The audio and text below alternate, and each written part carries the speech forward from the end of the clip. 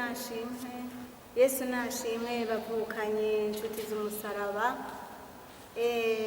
Imbere yuko tuganira, imbere yuko dushobora kuvugana, nagomba mbanze shimire hano muri Vuga Yesu TV. Nkaba rero shimye ukuntu batwakiriye, banyakiriye neza, ariko muri ibyo byose nagomba tubanze dusenge, tubanze dushima Imana.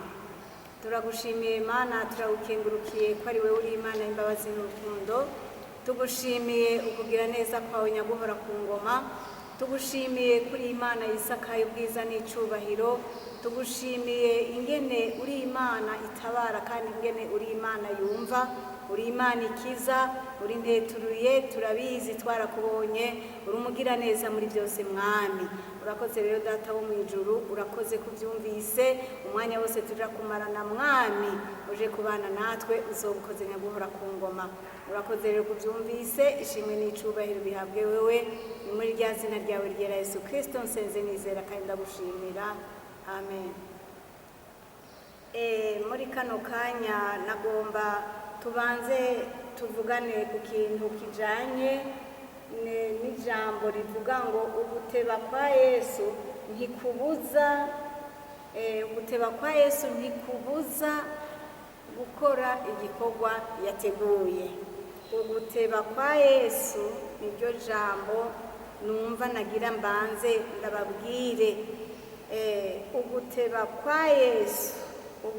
kwa Yesu bene data ntikubuza umugambi wiwe kuranguka. Dusomye tukaraba nko mu majambo ari muri Yohana igice ca 11 umurongo duhereye ku wa 3 turashobora gusoma tukageza ku murongo wa 26.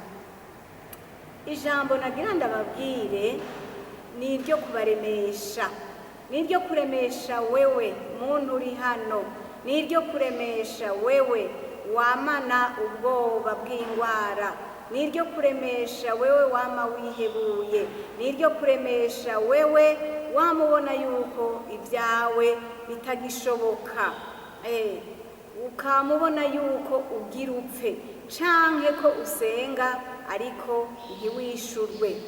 Nagira ndakumenyeshe ko nimba wibaza ko Yesu atakumva canke watevye kwishurwa, menya kandi utahure ukwizera yuko guteba kwa Yesu ntikubuza kwishura ibibazo vyawe canke gukiza indwara yawe. Uguteba kwa Yesu, muriko murantegera bene data, uyu munsi muduze ukwizera.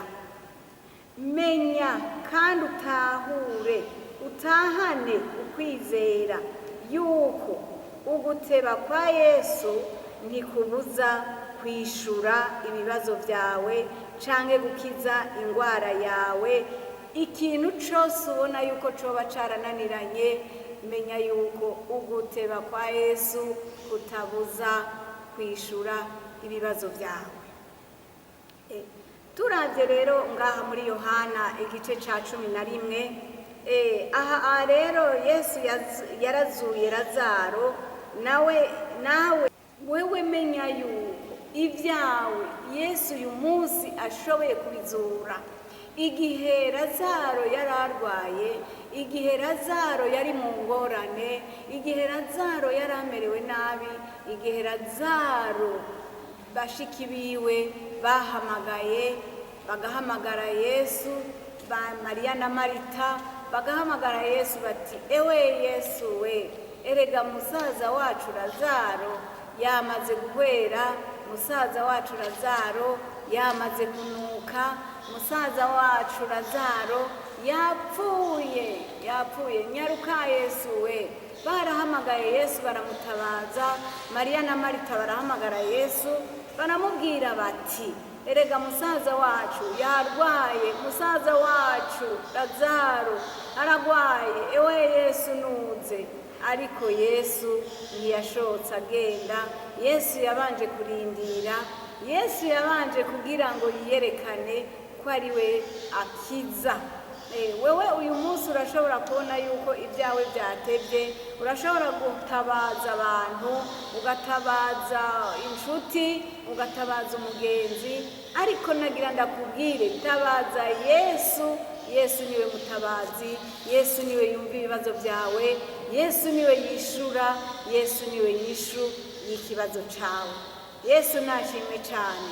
Rero igihe Mariya na Marita babona musaza wabo Lazaro agwaye ageze ku mfiro, bagatangura bahamagara Yesu bati, nyaruka Yesu, wa mukunzi wawe aragwaye, wa mukunzi wawe yarembye, wa mukunzi wawe Lazaro umukunda cyane yagwaye.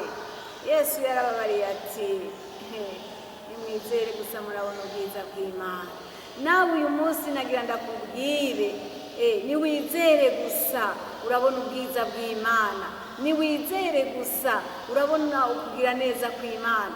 Uguteba kwa Yesu ni kwamubujije kuzura Lazaro, uguteba kwa Yesu ni kwamubujije kumukiza, uguteba kwa Yesu kwaradugije ukwizera abari bazi yuko Lazaro yamaze kunuka ngo atagishobora kuba muzima. Rero Yesu yarabariye Mariya na Marita, arababwira ati, nimwizera murabona ubwiza bw'Imana. Yesu rero yaragiye arabwira Mariya na Marita ati, nimunyereke musaza wanyu aho mwamuhanje, nimunyereke aho mwamushinguye. Hanyuma baramubarira bati, erega Yesu, Lazaro amaze iminsi ine yapfuye, Lazaro amaze iminsi ine mumva, nukunuka yaranutse. Arababwira ati, nimwizera murabona ubwiza bw'Imana. Inshuti z'umusaraba bene data, niwagira ukwizera urabona ubwiza bw'Imana, niwagira ukwizera urabona ukugira neza kw'Imana. Yesu nubwo yari amaze iminsi ine atarashika kuraba Lazaro umukunzi wiwe, ariko haziye hose yarerekanye ububasha n'ubushobozi bwiwe. Yesu nashimwe. Yesu yaragiye aregera imva ya Lazaro, aravuga atewe Lazaro byuka, maze Lazaro arabyuka aba muzima. Araheza bandi bashiki biwe Mariya na Marita baranezerwa kuko babonye yuko Lazaro musaza wabo abyutse abaye muzima.